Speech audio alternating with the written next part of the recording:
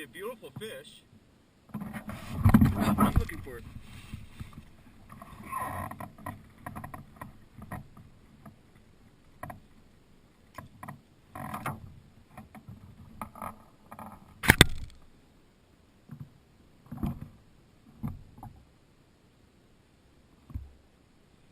All right, I just got my tent set up on South Aegean Lake, and I'm going to show you what I checked out on my way in. So I started out by taking this 100-meter portage into the lake, and I checked out this campsite, and that was burned over, didn't look too great. Continued south. I was hoping that one of these two campsites were good. Both of them had been burned over, didn't look that great. Then I headed over and checked out these two campsites on this really big island, and they didn't look that good. And then finally, I checked out this campsite right here, which is where I'm hopefully going to stay for the next 3, maybe 4 nights. And definitely the best option out there. And then there's not another campsite for a ways to the south. So, and another note about this one, it's I think the only campsite on this northern portion of the lake that has not burned over. But take a look. Nice little place to pull the canoe up to. I have all my gear drying right now from the past 3 days of rain.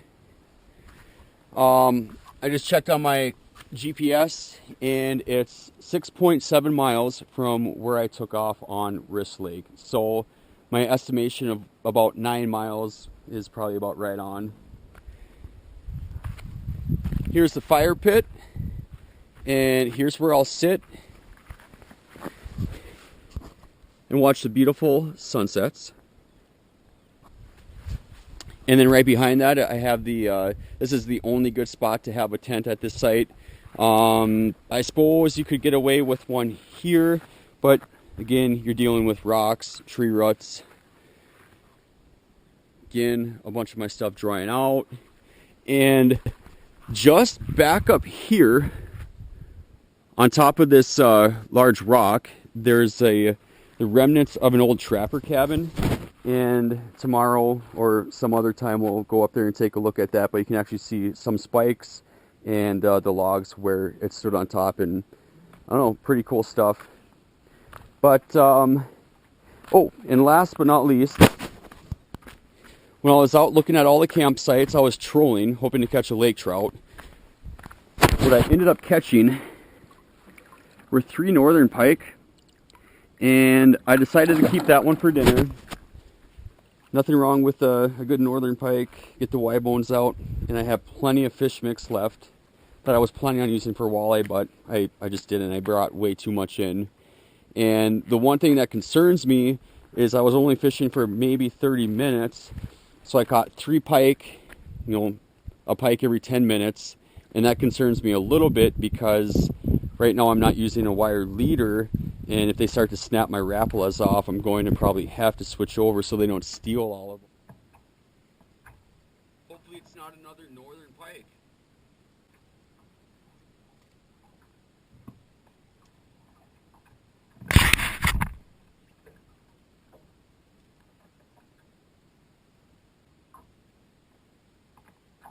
Oh, it's another northern!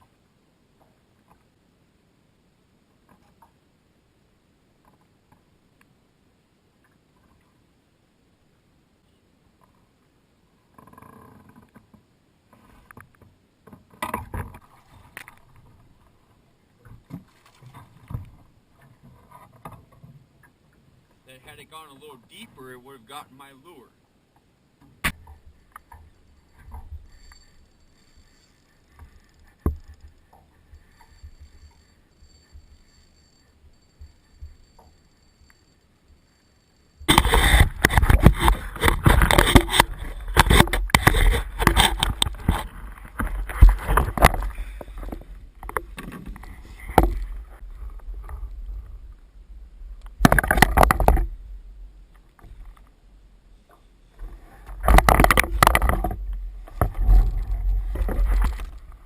There are lake trout in here.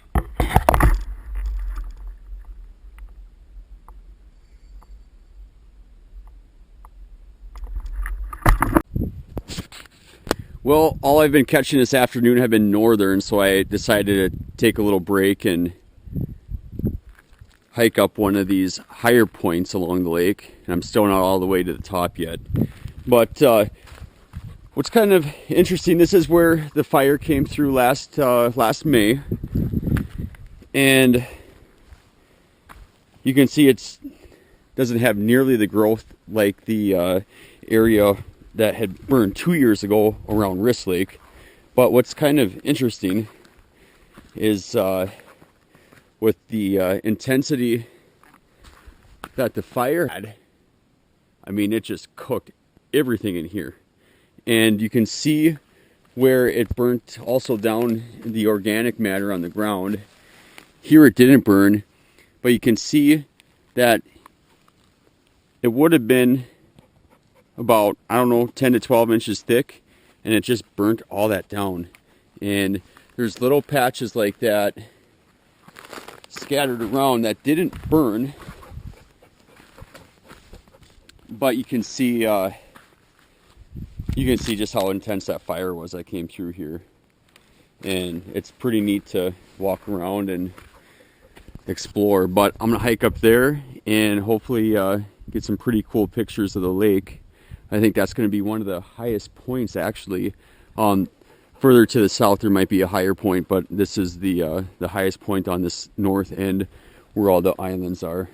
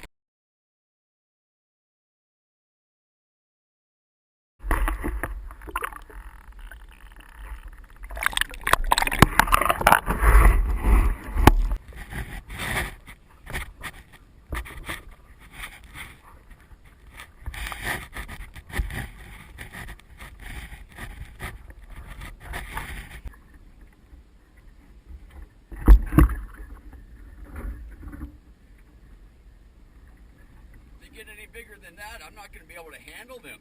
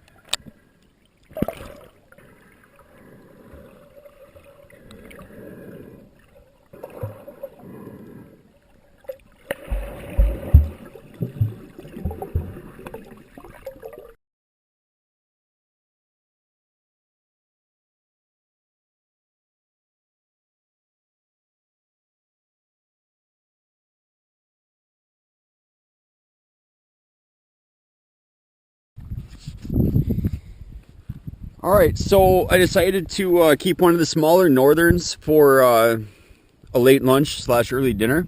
And a couple of things to point out with it. I noticed it was full. It had lunch itself recently.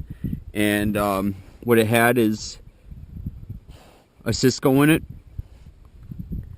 But one thing that's interesting is it's late June right now, and it's full of eggs. And I can't recall ever seeing that before. Perhaps this is one that didn't spawn, but yeah, pretty interesting anyways.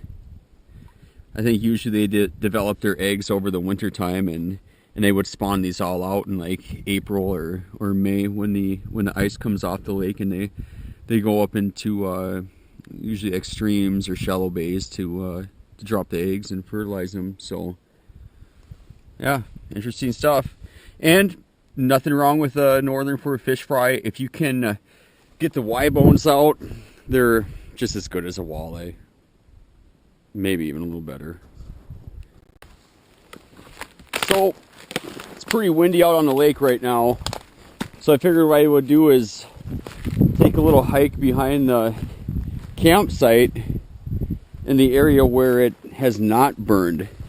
And hiking around in here is really tough because one of the contributing factors to the big fire last year was a big snowstorm they had in October, I think, what did they say, 2012, and that just snapped these trees.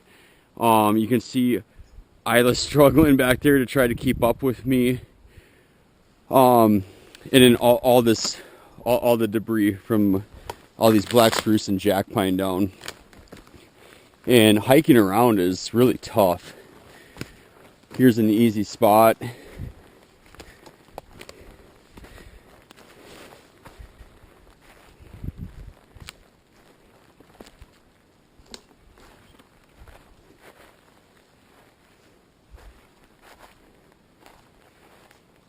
And it's just kind of a maze, because now I drop in back here.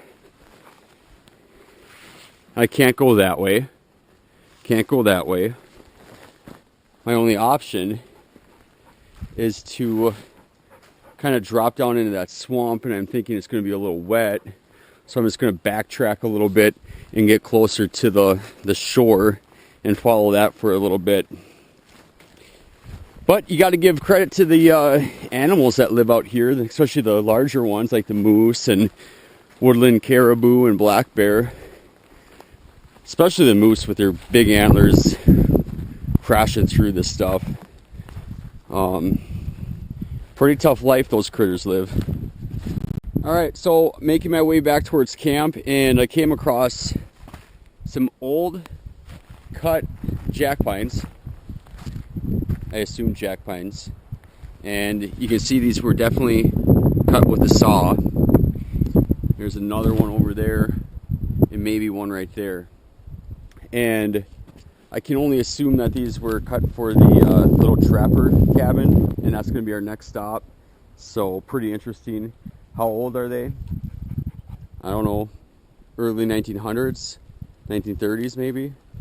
But if anyone knows any of the history about it, I'll put up a map on the screen here in a second to show you where it is.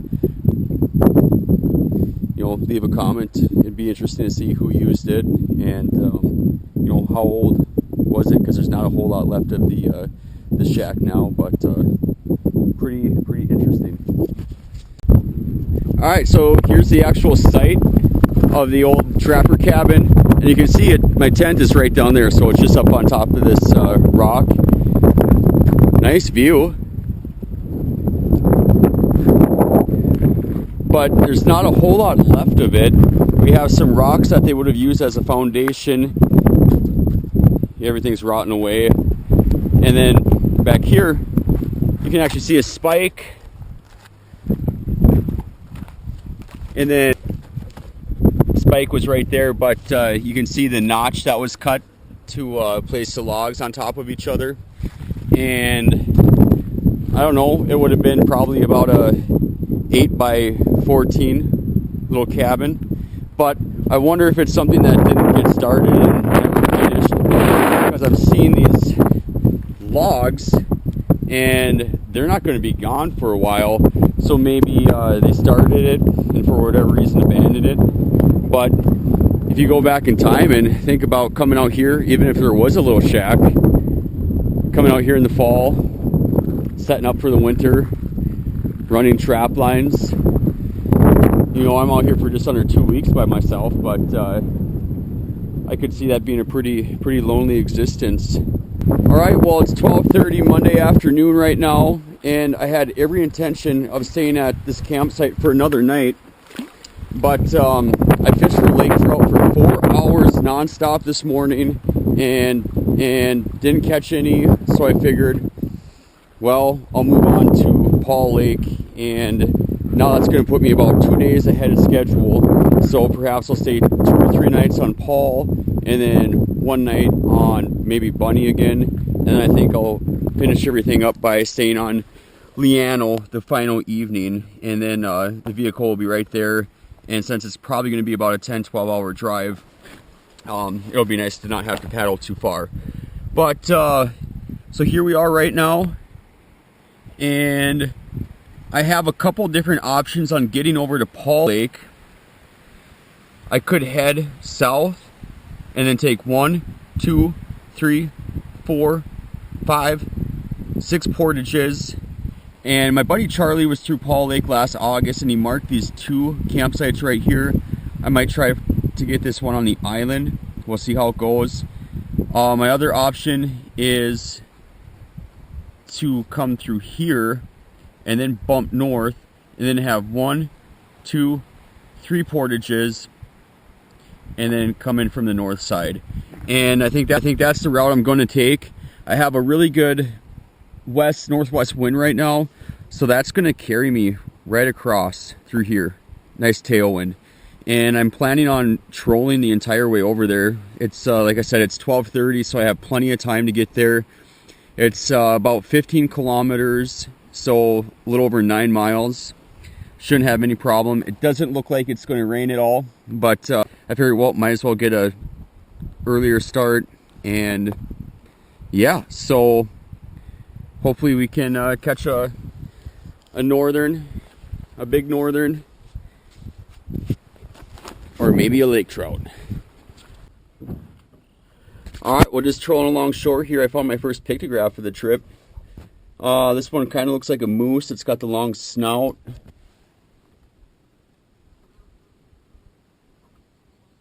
That one's too far gone. And this one almost looks like an arrow, but the decades and centuries have done these ones in. But this one, pretty sure it's going to be a moose. I'll have to do some research when I get back and see what other folks have determined, but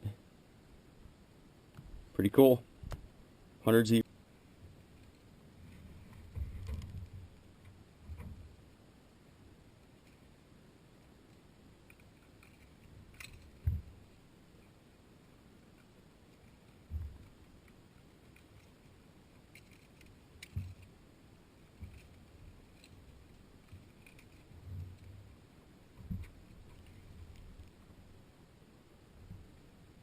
Just got past the pictographs and hooked my first northern trolling the beast. That one bit off a little more than it can chew, but I'm looking for one about 5 times that size. And one thing to point out, I pinched all the barbs.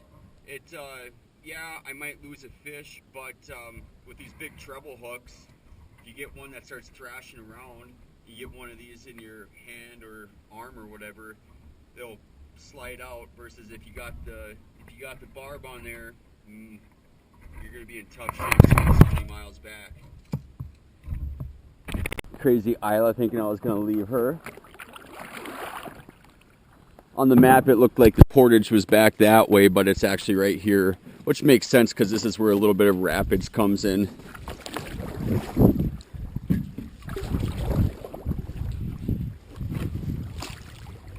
Definitely not a portage that gets used much, I can promise you that.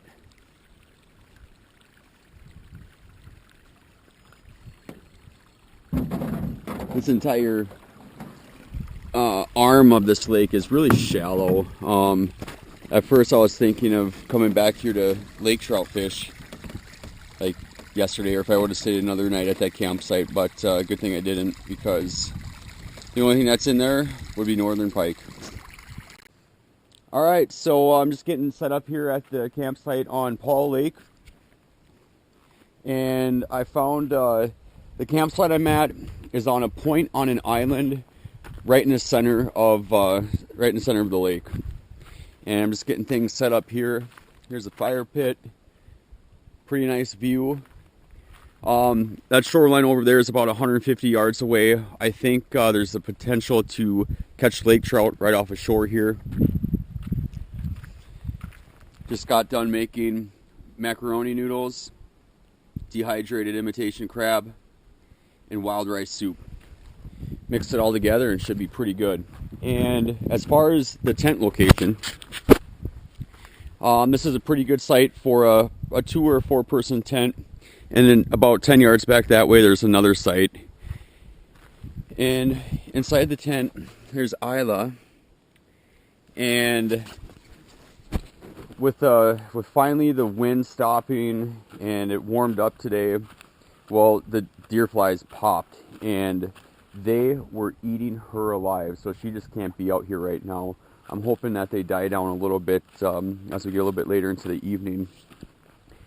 But we'll see what that means for the mosquitoes too, because they really haven't been terrible. But with this change of weather, they might come out now, and maybe I'll just have to call the trip early if they get too terrible. But yeah, I'm gonna have dinner, maybe go out fishing. And I definitely made too much, so Isla's gonna be eating good.